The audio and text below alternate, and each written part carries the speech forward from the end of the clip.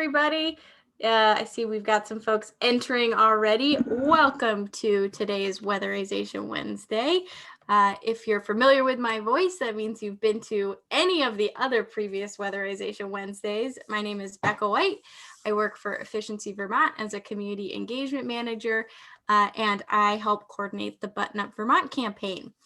So we're starting out today. I'm excited about the topic.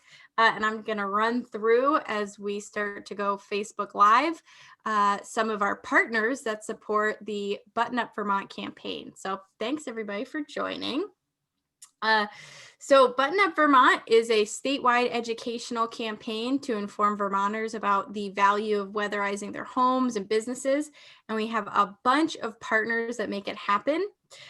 So those include all of our utilities for the most part throughout Vermont. So that's great. Anyone who lives in the state of Vermont who pays for an electric bill, you have a great partner in your efficiency or in your electric utility.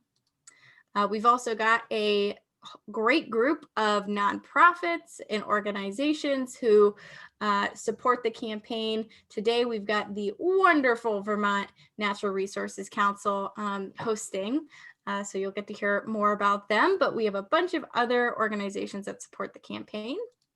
On top of those nonprofits, we've also got all of our community action agencies. So if you're familiar with income eligible weatherization, these are the outfits that would help make that happen for you if you're thinking about applying for income eligible weatherization, which is the free weatherization services throughout the state. And then last but certainly not least, all of the regional planning commissions in Vermont are a part of the campaign. So if you don't know who your regional planning commission is, I highly recommend getting to know this group. Whether you're in the tippy top of the state or all the way at the bottom, there's an organization who can help. So I'm gonna stop sharing for a brief moment to introduce you to our wonderful panelists who are going to be talking to you today.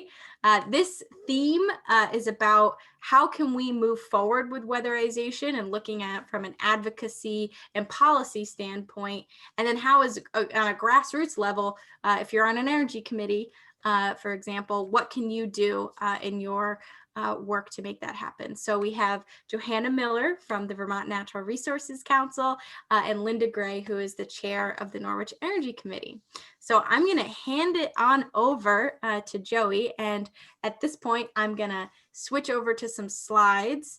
Joey, I did the same thing when I was introducing you at the large, like the starting kickoff. I have one more thing I need to say before I introduce you, which is today is Veterans Day. So we wanted to take a moment to thank veterans throughout the state and just highlight one piece of information that could be relevant for veterans, which is there is an energy efficiency loan and a mortgage program that is available for veterans in the United States. So if you'd like more info about that, I'm going to put something in the chat that links it.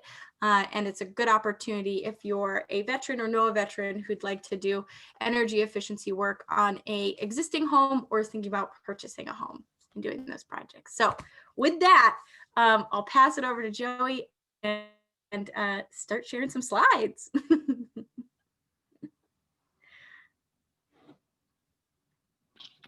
Thank you, Becca. Can you hear me? There we go. Excellent, thank you. I keep getting this pop-up of like questions you might want to ask or something really weird.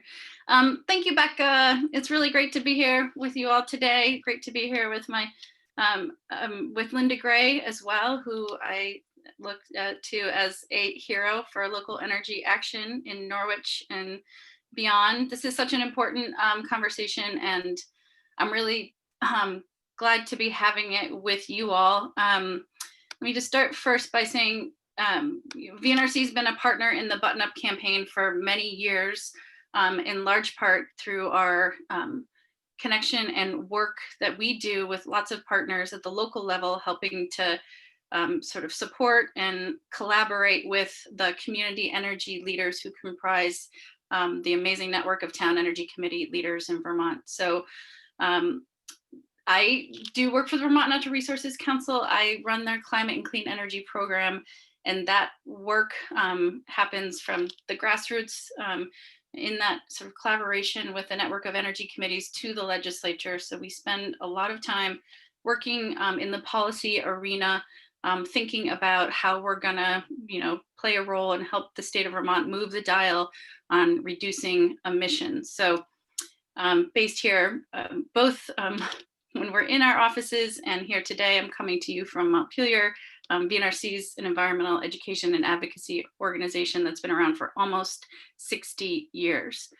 So our mission is, a healthy planet and healthy people and an equitable approach to reducing the emissions that are wreaking havoc on our planet through climate change. So, and this is such an important conversation today, and I'm wearing my hat as sort of an advocate hat in terms of talking to you today about how are we going to actually ramp in the way that we need to make the investment and the commitment in weatherization. And I wanted to just start the frame with, I think, an important context that probably motivates many of you as it motivates me, which is this news that we are well aware of is that in 2018, the world's leading independent science-based body, the Intergovernmental Panel on Climate Change, issued its latest research and in-depth analysis, and they made very clear the urgent and unprecedented changes that we need to take individually and collectively across this planet to reduce the combustion of fossil fuels. And they made clear that we need to reduce that combustion of fossil fuels by half by 2030 to avoid the worst, most costly consequences of a warming world. I'm not going to sit here today and talk to you that weatherization is the panacea, but it's a really important tool. And I want to show a little bit more context in a couple of slides, but also to step back and say that while we're having this conversation, this context sits in the center of a new important reality, was that recently the state of Vermont enacted the Global Warming Solutions Act. The Global Warming Solutions Act is a new and I would say much needed framework, one that turns our longstanding climate pollution reduction goals into requirements and sets a planning process, a strategic planning process in place and a structure through an appointed climate council and 4 separate subcommittees and a public engagement process that I hope will include many of you to do this work to reduce our emissions in a really smart, strategic, equitable, job creating way. So we have a new structure in place to do our part on the climate crisis. Weatherization, next slide, please, Becca, is really crucial to that. Many of you have probably seen this slide before, but I think it's important to just sort of harken back to it just because it gives us a sense of how much we have to do. You'll see here in these green dots, those are our timelines and targets that are now, as I just mentioned, embedded in law through the Global Warming Solutions Act.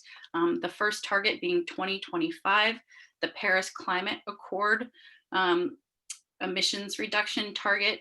And so we have a lot of progress to make in reducing our carbon pollution, and weatherization, not beyond just all the other benefits it provides, which we're going to talk a little bit more about, is really key to that. Next slide, please, Becca. So how much progress do we need to make? Again, many of you have seen this slide probably before, but it's really important context. And thank you to our friends at the Energy Action Network for providing these slides to give us a sense of the scale that we're talking about and the arenas that we need to operate in to make progress on reducing climate pollution. Here on this slide, I just want to draw your attention to the second green bar, which is the thermal sector and the pollution reductions that we need to make in our homes, our businesses, in our buildings. The thermal sector is the second largest carbon polluting sector in the state of Vermont. So it's a really important arena to begin to bend the curve, get where we need to go on reducing our emissions. And, oh, by the way, we're going to talk a little bit more about this, sees all the different benefits from making that progress. So not only is it a climate strategy, not only we need to sort of tackle that second bar there when we're talking about weatherization, but there's tremendous opportunity in it. Next slide, please, Becca. And again, thank you to EAN. This graphic just shows that of the big, second largest carbon polluting sector in the state of Vermont is the thermal, the heating and cooling sector. But of that sector, over half of the emissions come from our homes. It comes from the residential sector. So our ability here in the state of Vermont to help our friends and our neighbors, especially the lower income earning Vermonters and the most vulnerable Vermonters, reduce their energy consumption and reduce their energy burden is really important. Next slide, please, Becca. And that's because the sort of current, business as usual, our reliance in the state of Vermont on imported fossil fuels, not only is that bad for the planet, it's bad for people's pocketbooks, and it's really hardest. It's a really hard cost for Vermonters who earn lower incomes in particular. That's because Vermonters, lower income Vermonters, purchase much less energy than upper income Vermonters, but they spend a far greater proportion on their income on energy than do upper income Vermonters. So they're using less, but they're paying far more in terms of their total budget on energy costs. And the cost to heat their homes is one of those significant costs that weatherization offers an opportunity to reduce, which is an energy equity opportunity. So we have a real opportunity before us to reduce the burden and increase the comfort of those among us who are earning less but paying more out of their budget. And also, harkening back to my first slide, I think many of us are also aware that sort of the current energy system is inequitable, and the crisis, the climate crisis that it is exacerbating, is also inequitable because climate change and the impacts of our warming world often hit the most vulnerable among us first and worst. And we can harken back to, Tropical Storm Irene and those who paid a very high price for that devastation. And that continues to happen today. Thank goodness we haven't had more Irenes, but we are still, we're still struggling through, we're still, climate is still a real issue, and it's a real impact for those most vulnerable among us in particular. So the point is, business as usual is costly. And next slide, Becca, please. That we have an opportunity, a massive opportunity, and a massive need to do things differently here in the state of Vermont. And one thing that I'm excited to talk to you all about, because we're going to need you and many others to make this possible. We need to dramatically scale the number of homes we weatherize in the state of Vermont, in particular, prioritizing the homes of low and moderate income Vermonters. Vermonters making less than 120% of the average median income, that means. So one idea that is gaining some sort of momentum and exploration is a concept that was rolled out recently in October at the Energy Action Network Summit by a diverse collaboration of partners who recognize the need to and the benefits of investing in low and moderate income weatherization in particular, including that coalition includes several partners, but Vermont Gas, NeighborWorks of Western Vermont, VEIC and Efficiency Vermont, VNRC, and others. It's a really and partners like Capstone Community Action. So it's a big sort of growing coalition of groups that are exploring how might we actually scale our investment and our commitment to weatherization as a climate strategy, but also to seize all the other benefits that such a commitment would amass. Next slide, please, Becca. And the benefits, I think many of you are probably well aware, but just to underscore here, the proposal that was offered at EAN was something to the scale of weatherizing 120,000 homes. So to the point of the first slide that I made, we have about a decade to cut our carbon pollution in half collectively. This proposal is aimed to center weatherization as a key strategy in achieving that decade goal. So it's really ambitious, over 100,000 homes weatherized in about a decade, which is like the sort of magnitude more than we're doing currently. And in doing that, making that commitment, scaling significantly over the next decade, the benefits of that transformation are significant. If we can make this type of progress, we can save over $1 billion in home heating costs. We can stop hemorrhaging dollars out of our economy. Again, this graphic based on deep research, number crunching and analysis from our friends at the Energy Action Network. You probably know, but it's important to say time and again because it's so costly. We export about 75% of the energy dollars we spend on average to pay for imported fossil fuels. So it's a massive drain on our economy. So keeping more of those dollars in the state of Vermont, making our homes more efficient, reducing the bills that Vermonters are paying, especially lower income and more vulnerable Vermonters who are paying pretty significant energy bills. We have an opportunity to do something differently, to save a lot of money, and in so doing, also improving public health. It's estimated that this kind of significant ramp on weatherization could prevent 13,000 emergency room visits, almost 800 hospitalizations, 30 plus deaths. This is a massive public health issue.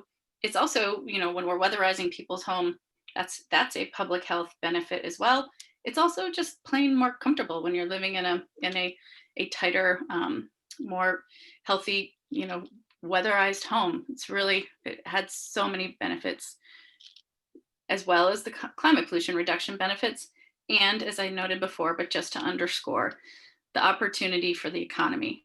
I mean, we are in a global pandemic. It is wreaking havoc on people's lives in so many ways. It is also straining our economy.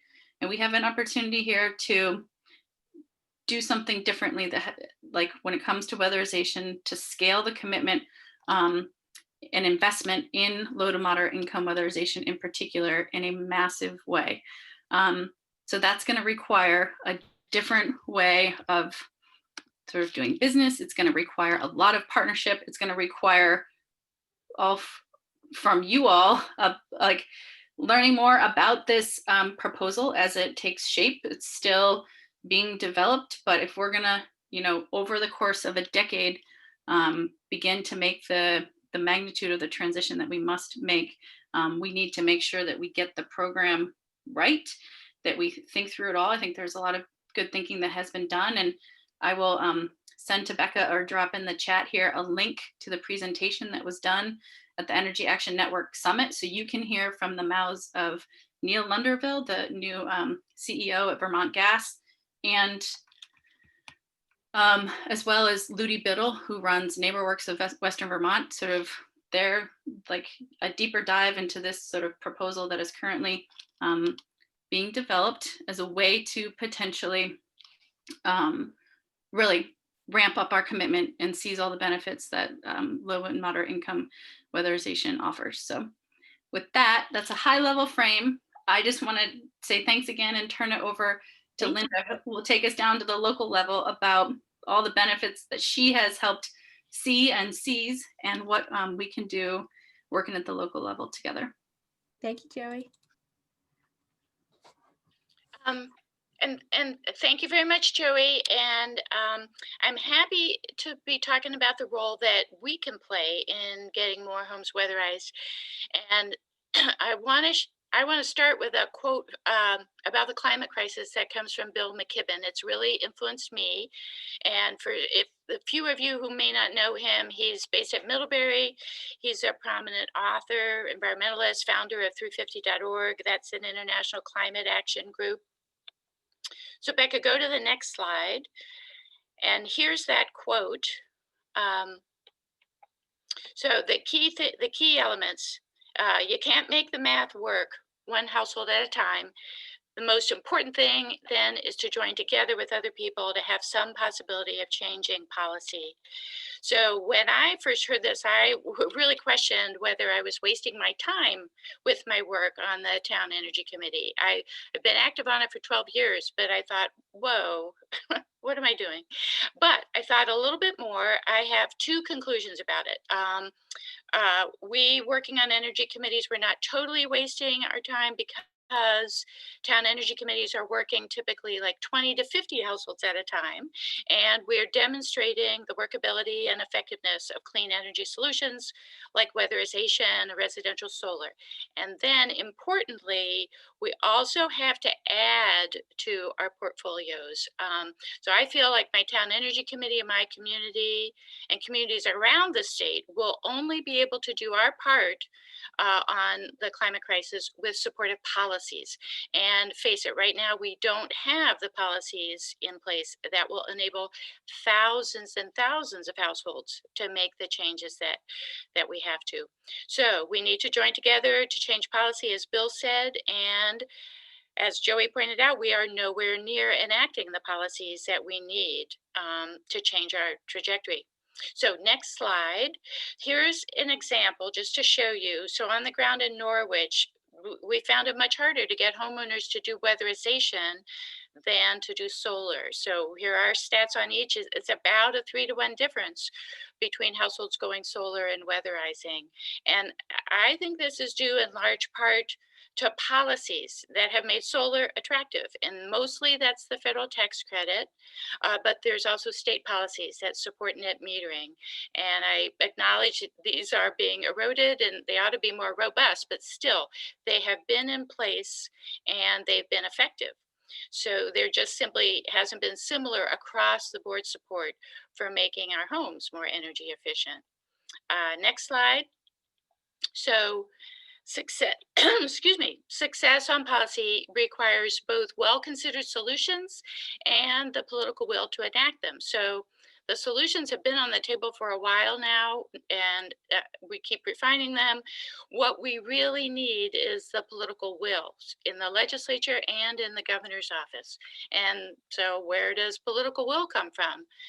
Sometimes it comes from a court ruling. Most often, it includes a big dose of elected representatives hearing from their constituents, personally and often. And that's where we can come in. We are on the front lines on energy issues in our communities, seeing what makes it easier for our select boards, school boards, residents to make good energy decisions and what makes it hard. Next slide. So whether we are in fact on an energy committee or just concerned Vermonters, we can provide the local connection to our legislators so that they understand how important it is for them to support strong energy policies that will actually cut our emissions, save us money, and keep us safe. So the folks like Joey who work in the State House throughout the session, they tell us that the voices of real Vermonters like us are really influential. In Vermont, we really have unparalleled access to our legislators and the governor. We have a citizen legislature, and the legislators don't have staffs. They rely on others with expertise and knowledge. Some of them are staff at VNRC, Vermont Conservation Voters, a Conservation Law Foundation, or VPIRG. Some of them are corporate lobbyists, and some of them can be us. Next slide. So the regulars in Montpelier tell us that contact from just 10 constituents is powerful, and that's enough to make a difference on how a legislator views an issue or a vote. And so legislators from every corner of the state need to hear about how important these issues are, and you can share your on the ground experience. Next slide. Um, this was the pitch we made last December to a gathering of the Vermont Energy Committee members. A lot of you heard it, and it was to create an advocacy network to make sure the governor and every single rep and senator in the state heard from their constituents that climate action must be a priority. So we developed a network of about 85 people across the state. From January through September, we were engaged with our state reps and senators and the governor. And primarily, this was focused on the Global Warming Solutions Act. We don't claim that we got the bill passed, but we know we helped. Next slide. So how does this network engage? It's pretty simple. Some folks were able to meet with their representative or senator early in the session. People got email alerts from us about specific votes, and they responded to that. They sent a personal email or made a phone call to their legislator, and that's just very powerful. They talked with others in their community to get them to do the same. So next slide. So bottom line, you can raise your voice as someone sharing your personal perspective and passion on these issues. Just get in touch with either Joey or me, and together we can ensure Vermont makes the progress we have to tackle this climate crisis. So back to you, Joey. I'm getting the ending slide up. Hold on one sec. And just while she's pulling it up, I just did share in the chat a link to the formal sort of pitch on this concept to scale low to moderate income weatherization that was made at the Energy Action Network Summit.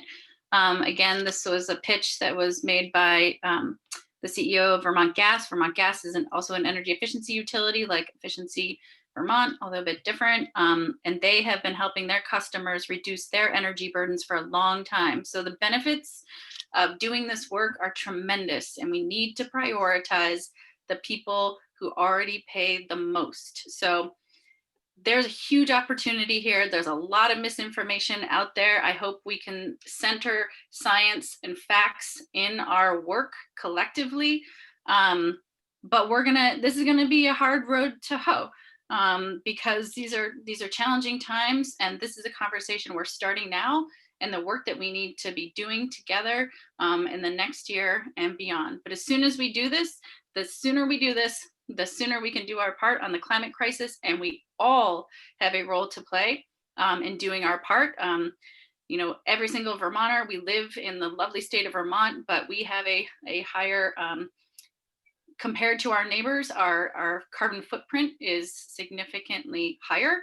And compared to other nations around the world, the United States is a far significant, more climate contributor than others. So we have a role to play. It won't be easy. We have an opportunity in seizing the benefits of this type of massive investment in weatherization. But we're going to need you all, and we need to push back on misinformation and scare tactics and center science and opportunity. We want to make sure that your legislators know that this kind of investment is really important. It's a priority. It's an equity opportunity. Our community action agencies that are doing amazing work right now in this pandemic, serving Vermonters and making sure that they are, fed, that to the best of our ability, people have homes, that they are getting where they need to go through new programs like Mileage Smart. We have really important partners that are prioritizing this. So make sure your legislators know that this is a really key priority investment. The work of this new Climate Council will be getting underway very soon. They're going to have to focus on how we meet the 2025 target first and foremost, and then set the stage for greater progress. They do need to center equity as one of the cornerstones of that work and the recommendations, and making sure that we're making this transformation not on the backs of people who can least afford it, but in a way that makes sense and supports and lifts people up. Doing our best to lift people up out of poverty. And again, let's put people to work in the clean energy sector as we rebuild from this, rebuild out of this pandemic into a better place. So the Climate Council, I can let folks know more about when I know more and others know more about sort of the timeline and the process for that work, but it will be an open, transparent process, I imagine. So stay tuned for that, and with far more clarity to come on ways that people who care about it can get involved and should be involved. One way is through our weekly climate dispatch, which we're going to ramp back up again. It's a every Friday event where we tap really important partners and legislators to give a very brief update on what's happening in the climate and clean energy arena and what you can do in that moment. I have a link here to that dispatch, just to also underscore and really highlight and celebrate the local leadership that Linda mentioned, and the need for that policy arena transformation, and the need for Vermonters and others who understand that this transformation is required to get involved, to organize, to advocate, to be in the mix and propping up the benefits of this transformation. We focus all the time on the costs and the consequences of what we might be spending or what we might need to do. We fail to center the costs that we are already paying, the dire consequences of incremental or insufficient action, including to young people and future generations, and people like my daughter who are going to bear the brunt and a high bill for doing far too little when we knew so much. So we have a really important opportunity in Linda's leadership in this peer-to-peer advocacy network, along with Jeff Ford and others. This is a growing network. I highly encourage you to get involved and learn more from Linda. And one of the ways you can do that is to attend the December 5th VCAN Conference. So I'll share more information with Becca and get you guys involved.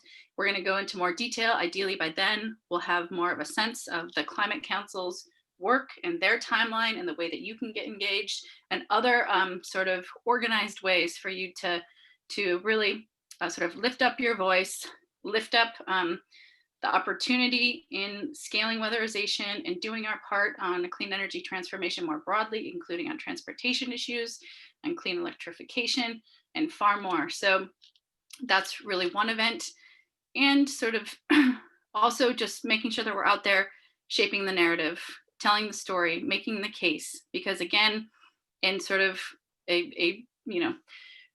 there's way too much sort of misinformation out there and fear mongering. We have an opportunity to tell a very different story and really center facts and science in the work that we do, so that we can lift people up in this moment out of a pandemic into more comfortable, energy efficient homes, which is what sort of a scaled, massive investment in low to moderate income weatherization can help do. So I'm really looking forward to answering questions and getting thoughts from folks on how we might do this together. Awesome. Thank you, Joey. That was fabulous. And I have to say, I am just hearing both of you and kind of understanding where we are as a state and reiterating that to this great group of folks. It just is so motivating to have folks like yourself and Linda who are on the team. So I know we've got a bunch of questions that have popped up, and I'll go ahead and read a couple of those out to us. I'll start. So thank you first off. And I'll start by a question that we got from Lori was, you had the slide, Joey, that was titled Benefits of Weatherization at Scale, and it showed data over multiple years. And I think the question is trying to look for a little more detail on that. Those are estimates of a commitment over a decade. Okay. So if we, the goal is, a commitment over a decade to really scale weatherization. So those are estimates for the benefits that we would accrue over that period of time. Although that being said, I was also trying to look for a link to the Vermont Department of Health. I think want to put a finer point on the public health benefits of weatherization and climate action in general. They had a really awesome recent report that analyzed all the benefits. So I will try to share that with you, Becca. And I did actually see, we did have a participant who shared with us a link around the improved health benefits that he sent to the panelists. So I'll send that to the attendees as well, because I think you make a great point, is what is that public health benefit? And when we think about air quality, sometimes weatherization just gets, we don't mention it, but it has such a big implication for our health and for our air quality indoors. So great point. We did have a question about the VCAN conference and what the plans are for this year. So maybe you want to give us in a nutshell. I'm excited. Well, I'm excited too. I mean, it's one of my, it's such a highlight of my year as we do this work collectively. You know, it's an event that's going to take place, as it always does, the first Saturday in December. Unfortunately, thank you, pandemic, it's going to be virtual this year, but we're going to start the day on December 5th and roll into the next week. And I hope by the end of this week, we're going to have the registration live. You'll be able to get far more detail, but please put a placeholder on your calendar for the morning and into early afternoon of December 5th for a jam-packed agenda, including some context setting about, you know, what does the federal election mean? What does the new state election mean? What does the Global Warming Solutions Act that I spoke to very briefly mean? These are all opportunities. So we are working on finalizing the details, but Saturday, December 5th, we're going to start. Monday, we're going to have concurrent workshops. Wednesday, we are partnering with Renewable Energy Vermont to bring a foremost expert from the Rocky Mountain Institute and we're going to talk about equity. And then Friday, we're going to round it out. So it's going to be a jam-packed agenda, and ideally you'll get far more information in the next couple of days. Awesome. And I see that we've gotten a number of questions, I think, getting right to the heart of what we're trying to answer today, which is what can an energy committee do, or what can a group of citizens do to really ramp up weatherization in their communities? And I'll put a plug in again for VCAN, where I know that there's some topics that are happening at VCAN that are meant to really give people a toolkit and a toolbox of things that they can use to make that happen. But kind of high level, maybe Linda, what is an energy committee? You gave us some great examples. What would you recommend as either a starting point or ways to ramp this up on a local level? Well, in terms of trying to promote weatherization among our residents, basically it kind of boils down to promotional campaigns, I'd say. And so, something that we've learned in Norwich is that you really have to keep talking to people about this stuff, because it, you know, when there's a monetary investment involved, people don't do it immediately. They think it over a bit. And so we participated in the button up programs every year, and so I think that's just a useful thing to do, because it provides you an excuse. So at this stage, given that we're in the pandemic, all of our contacts are virtual. So in our area in the Upper Valley, the easy way to get in touch with lots of people at once is through what we call the listservs. I know in other parts of the state it's Front Porch Forum, but they're very equivalent. And so during the Button Up campaign, it provides me an excuse to post something and do links and stuff like that to further information at least once a week. And so that's keeping the topic on people's minds. And, you know, so that's what we can do right now. When we can get together with people, you can actually, you know, we used to be able, and we will be able, I'm sure again, to host some things where you can bring some folks in and they can talk specifics about, what are the things that you do in your house.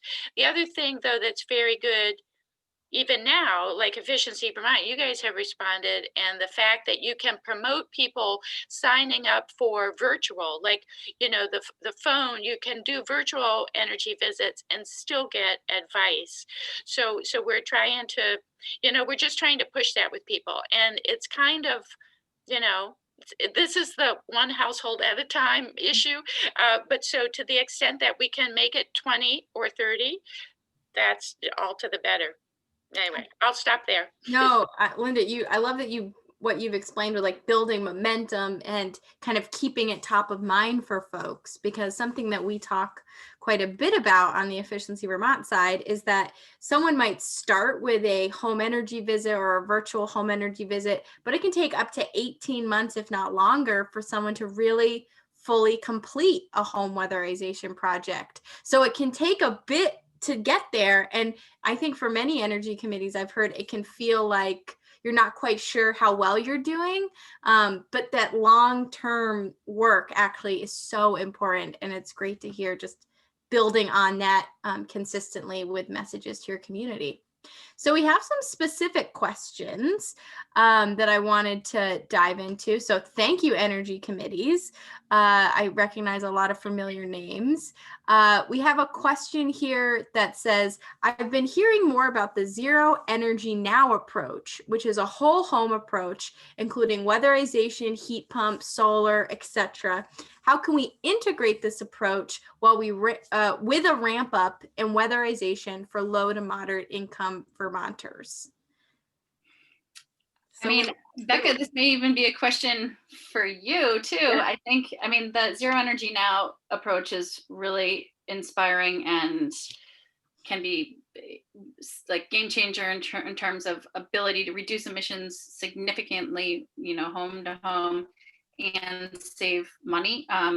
It's, but it also requires an upfront investment. And this is, I think there are some great success stories out there, and I think it's an important and ongoing conversation at this moment. So I appreciate the question being asked. I don't have a specific answer right now, but I believe it's that sort of concept of whole home approach. I think people recognize the need and the benefit and opportunity there, while also being cognizant that some people are only going to be able to make a certain amount of investment at one time. Although the Zero Energy Now program, if it is constructed and construed so to serve the moderate income Vermonters, I mean, if we can put the pieces together, and I would to sort of finance and fund this transformation, because I also just want to we can explore that, because I also just want to step back and say that let's not forget about the massive amount of money we are all individually and collectively spending on energy at the moment, and how we sort of how we use our existing spending budgets to support access to cleaner solutions, including weatherization.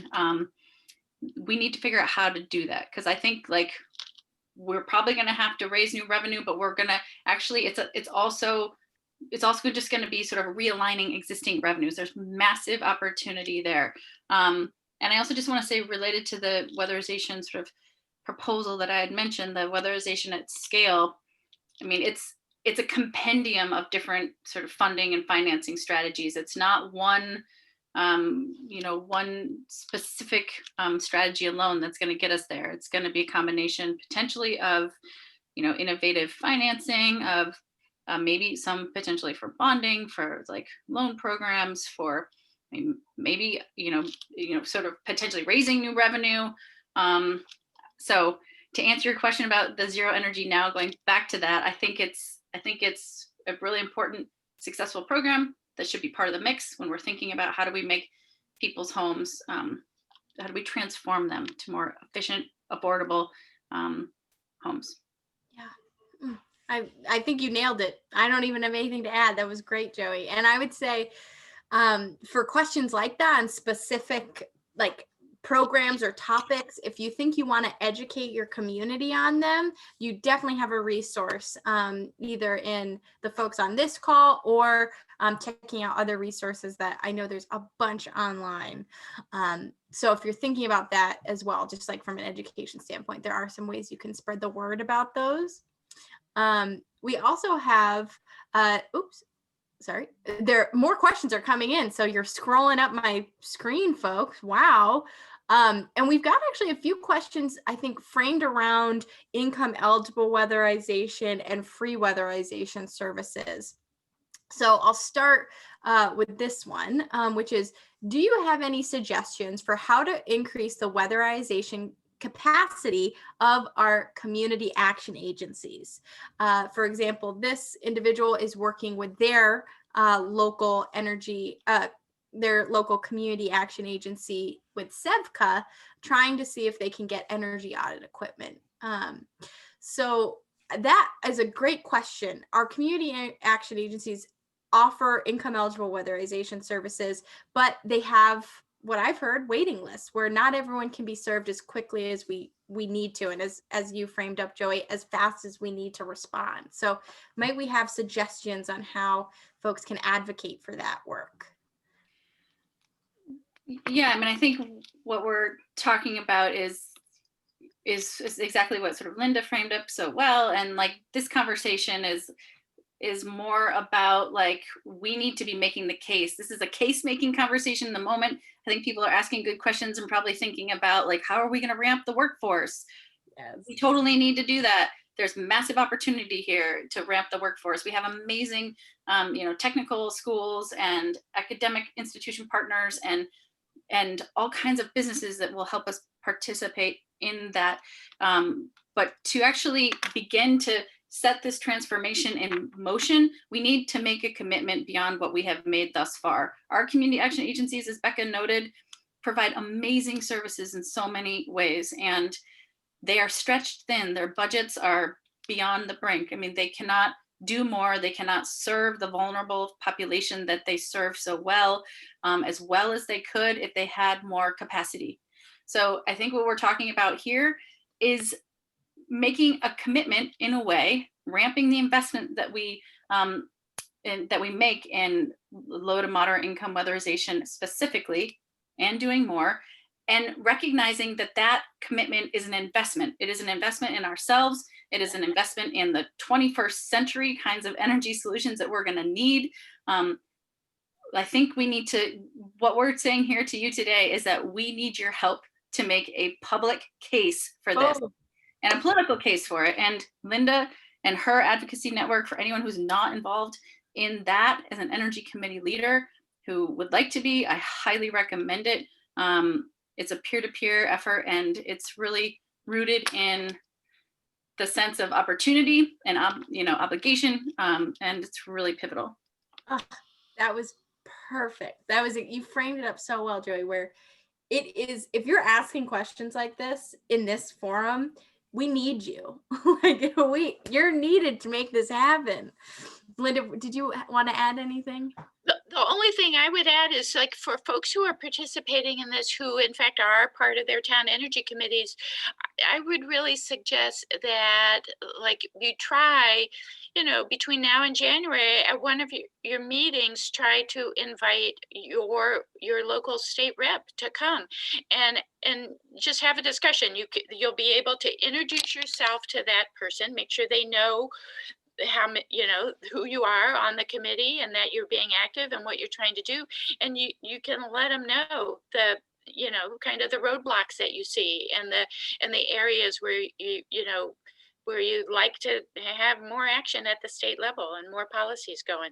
So just start that process by bringing them into the conversations that you have at your committee level. Great point. And I just love what you said during your presentation, Linda, was just how impactful one and up to 10 people. I mean, you get 10 emails as a state legislator or even 10 phone calls. I mean, that issue becomes top of mind. So I love that. One other piece I wanted to just lift up in this conversation around income eligible weatherization is something new that we tried out this year for the Button Up Vermont campaign, which is the Button Up Vermont campaign's fundraising efforts, which is a part of the Share the Warmth campaign that we have on GoFundMe. And it's meant to not necessarily address the issue of funding going directly to our community action agencies, but give them a budget that they can use specifically to address issues that they currently can't use their funding for. So an example would be things like vermiculite remediation, which they currently can't use their funding to remediate, but can leave someone on a wait list who might be income eligible for free weatherization services, but needs to do that upfront remediation and can't afford it. So that Share the Warmth Fund, if you'd like to support that fundraising effort, if you'd like to donate yourself, it's a new thing we're doing this year. And we already had an anonymous funder of $50,000 to kick off the campaign. And we're just rounding out a little under $2,000 in grassroots funding. So we need your help to support that. And it goes directly to your community action agencies once the fund is closed and we can distribute that money. So pitch for that. And then as we're getting close to one, I wanted to just go head on and answer this question from Daniel Wright, who asks us, last year, the main proposal for income eligible weatherization was a small tax on fuel. So I think he's addressing that revenue side. What were we thinking about to get revenue for income eligible weatherization? He says it was shot down as a carbon tax and as an unfair burden on low income Vermonters or people. Is the plan this year to reintroduce that proposal, and how do we respond to those arguments? From my knowledge, although I'm definitely not sitting in the seats of many legislators, or my knowledge is limited. I am not sure. I have not heard of any specific plan to reintroduce that.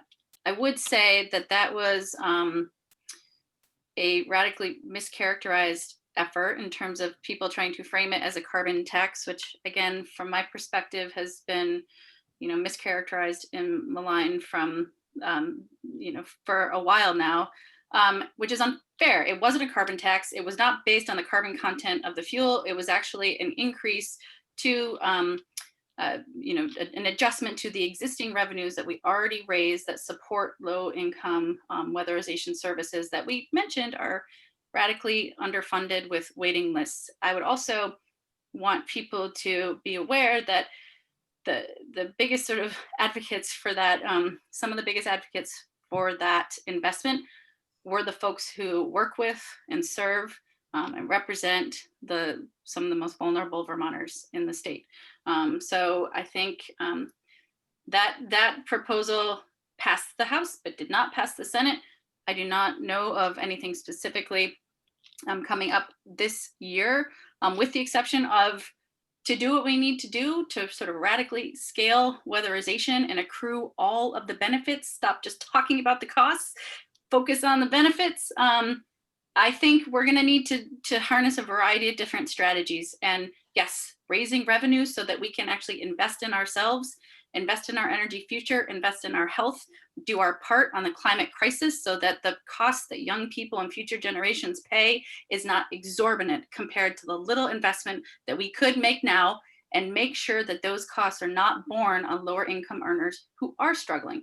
There is a way you can craft it in the policies that you write to ensure that those who already pay a significant portion of their income are held harmless. So this is by policy and program design. We have an opportunity, and I will look forward to staying in touch with you all as we learn more what might be introduced, and hopefully have a fair, fact-based, science-centered conversation.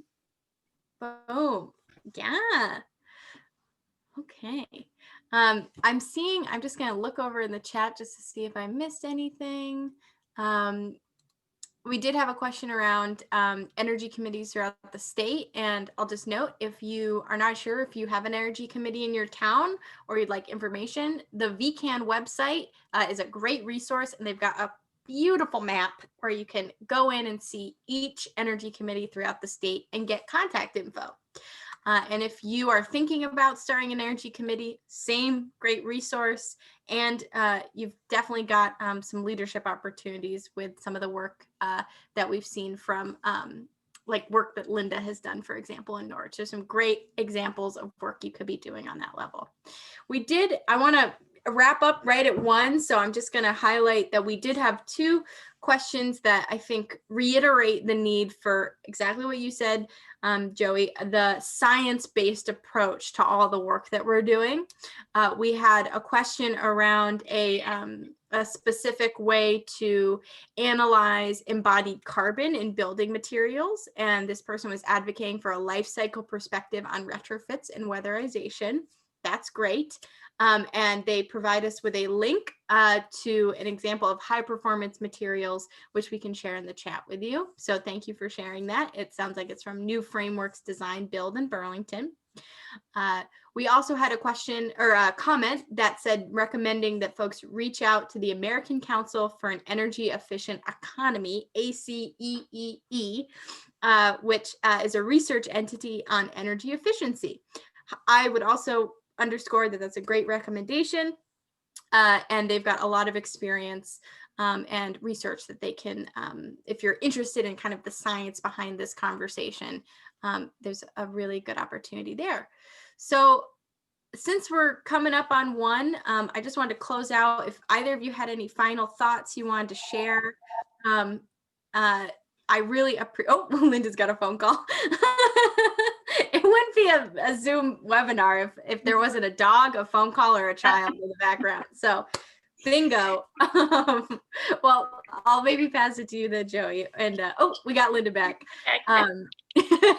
Any final thoughts to wrap up? I mean, I guess I would just say thank you so much for having the conversation about sort of like what do we need to do to set the stage to make the investment that we need. I just want to underscore that, this is a transition. We need to make this commitment. There's so many benefits in it. We need to bring everyone along. That includes centering the most vulnerable, lower income earning Vermonters. It also includes, to the workforce point, that, and the sort of job question, we have a massive opportunity to put people work in this sphere. We have to do a lot of training. We need to try to attract and recruit people.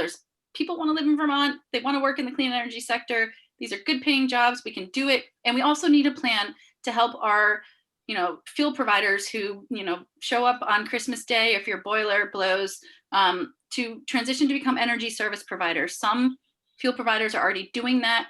We need to really focus on that opportunity, embrace and work with those who are willing to recognize that we need to transition off of fossil fuels for so many reasons, and embrace that and work with them to develop a blueprint to bring them along in this transition. And it's not going to happen, though, unless you all are engaged. And we look forward to being engaged with you and making sure that we get this right. So thanks so much for the opportunity.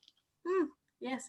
Linda, any final closing out thoughts as we wrap up today? Just email Joey or me if you want to be part of this network that we have. Awesome. Well, thanks everybody. And again, this is actually our last Weatherization Wednesday until our final wrap-up one on December 2nd. So we're really hitting the end of the campaign. So now's the time to do that final push. And I appreciate everyone who joined today. And thank you so much to our lovely hosts. So hope you have a great rest of your day. Thank you, veterans, on this Veterans Day. And with that, have a good one. Bye.